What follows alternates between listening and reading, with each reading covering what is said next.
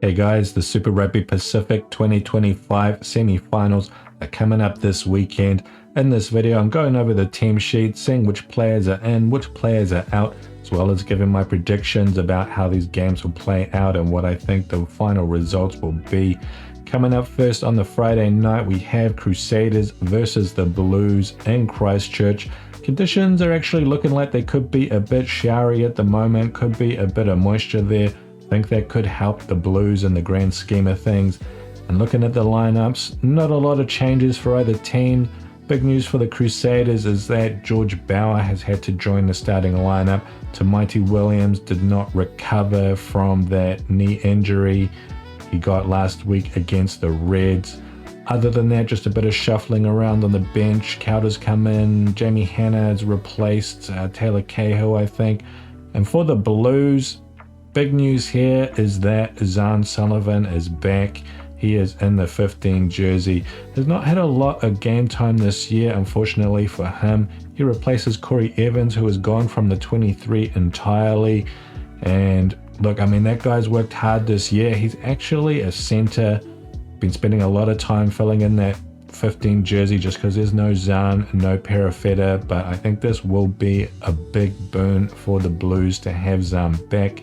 And as for how these games are going to go, well, what did we learn from last week? We saw the Crusaders take on the Reds, cruise home in a pretty comfortable and dominant victory.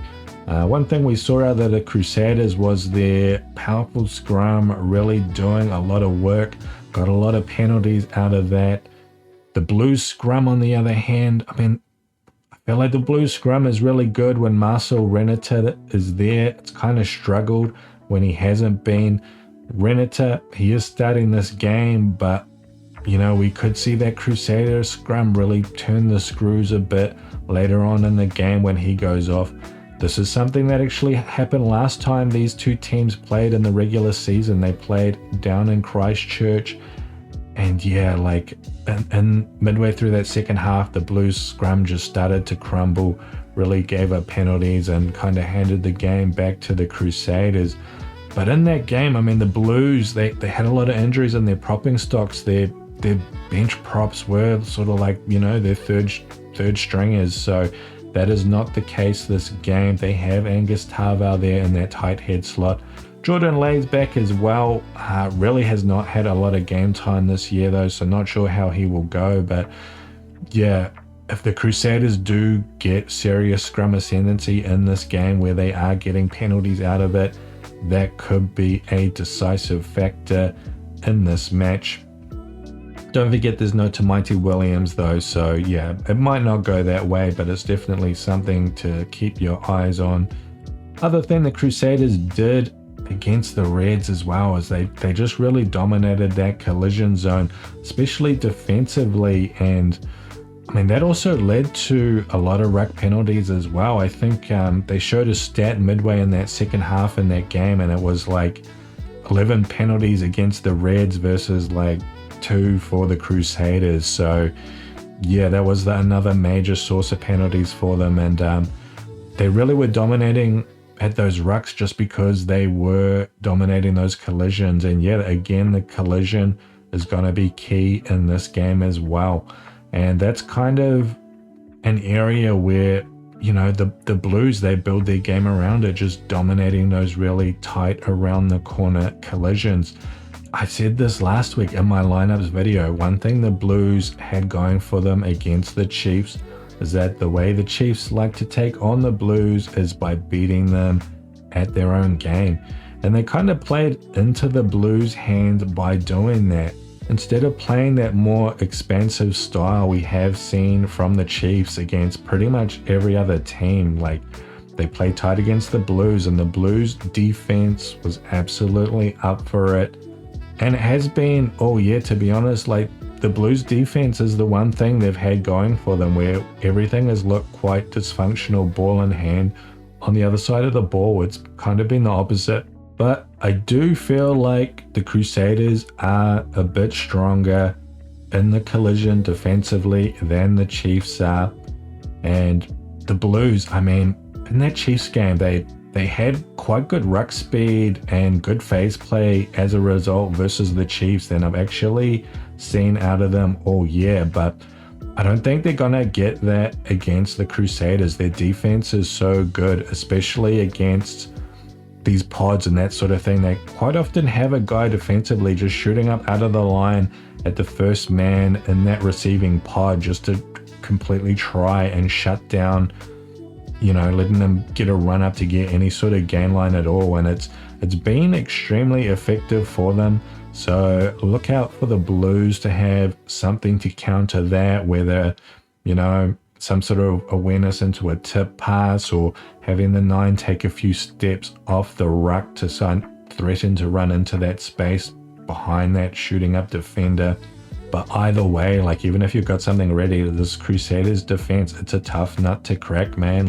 Especially that line defense as well. It's kind of carried their season because in many games we have seen them sort of just stuck on their line, tackling and tackling and tackling. I keep saying this stat every week. The Crusaders have had to tackle more than any other team in New Zealand. They've had the least ball out of all the New Zealand teams. And we saw this last time these two teams played as well down in Christchurch. The Blues, they were just dominating possession. They were dominating territory, but they could not convert, man. They kept plugging away and it wasn't working. They had to resort to that Satutu magic trick where he just flung that ball out the back, and what's probably in the context of the game, the most spectacularly reckless behind the back pass I've ever seen with everything on the line. But it paid off for them in that game. And look, if it rains, if the conditions are quite bad, we could see the same sort of dynamic play out again this week as well. But this scenario, it kind of feels like it would be the scenario where the Blues are at an advantage. It feels like it'd be the worst case scenario for the Crusaders, being that it would be the worst case scenario and it's still being close. All other scenarios, I do think the Crusaders probably win. Crusaders get that set piece dominance, whether, it's at the scrum, getting those scrum penalties, picking them off with the line outs. And even if it's just not wet, if it's dry conditions, then yeah, if any of those things are true, I do think the Crusaders take it. But look, it will be close. There isn't a lot between the top teams this year, man. Whenever a team looks like they're starting to ride high, we just see them get brought down to earth, whether it's Crusaders against Moanas or Chiefs against Waratahs, and then again the Chiefs against the Blues after they'd knocked over the Crusaders in Christchurch. Just there's not much in it, man. No one can really open up space against anybody else, and yeah, it's hard to pick how things are gonna go. So yeah, it'll be close. I think Crusaders will win it. Maybe all that smack talk Rico and the Blues are doing on social media will give them enough of an edge. It really is just gonna be about finding that little edge. But yeah, I'm still picking the Crusaders though. They are at home. I'm gonna say it'll be again only by 3 points in yet another Super Rugby thriller. Then the day after, on the Saturday night, we have the Chiefs at home taking on the Brumbies at FMG Stadium.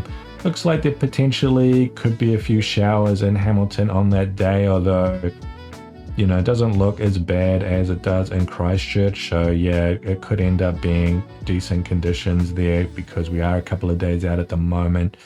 And just looking at the lineups for the Chiefs, probably the big news is that Quinton Paya is back.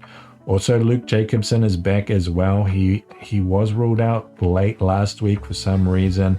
Wallace Satiti, he's also back in the starting 15 as well. Was on the bench last week for some reason. Not sure what was up with that.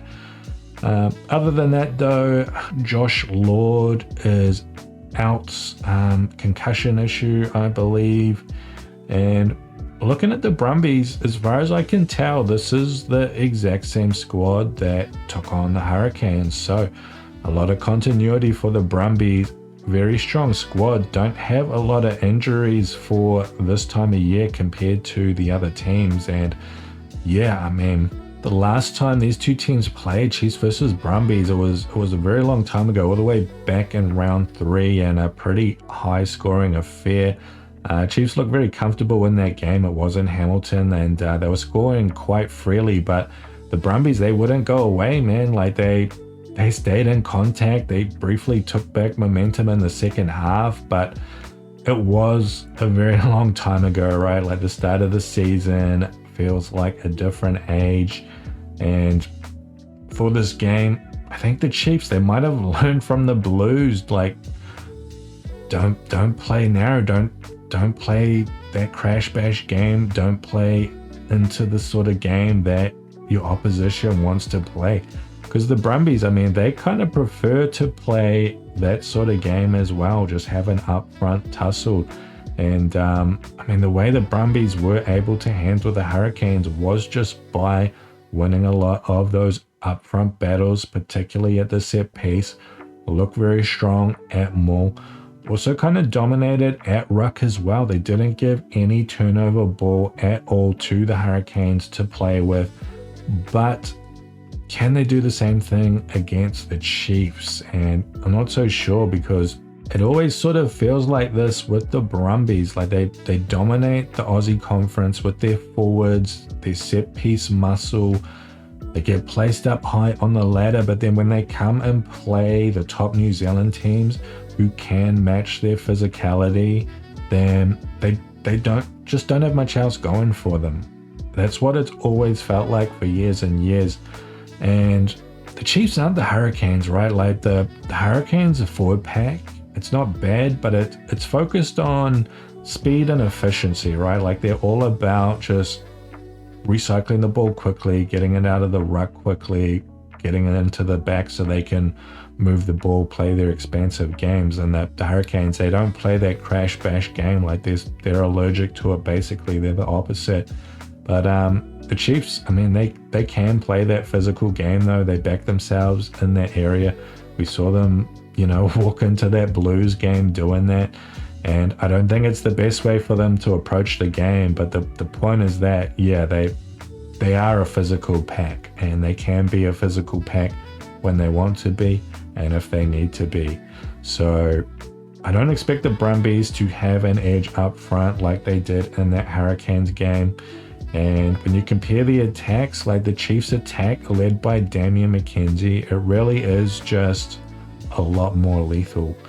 I will give the Brumbies some credit though. Like they pulled off some attacking plays in that Hurricane games that were extremely effective in a way that I haven't really seen out of the Brumbies before. So they have kind of added some strings to their bow, I think. And honestly, I do think this is actually the strongest Brumbies team we have seen in a Super Rugby playoff for quite some years now, just in terms of both the forwards, the backs, and on both sides of the ball as well, attack and defense. So if it rains, I give them a decent chance, but otherwise, yeah, it is kind of is too much to really back them away from home in Hamilton.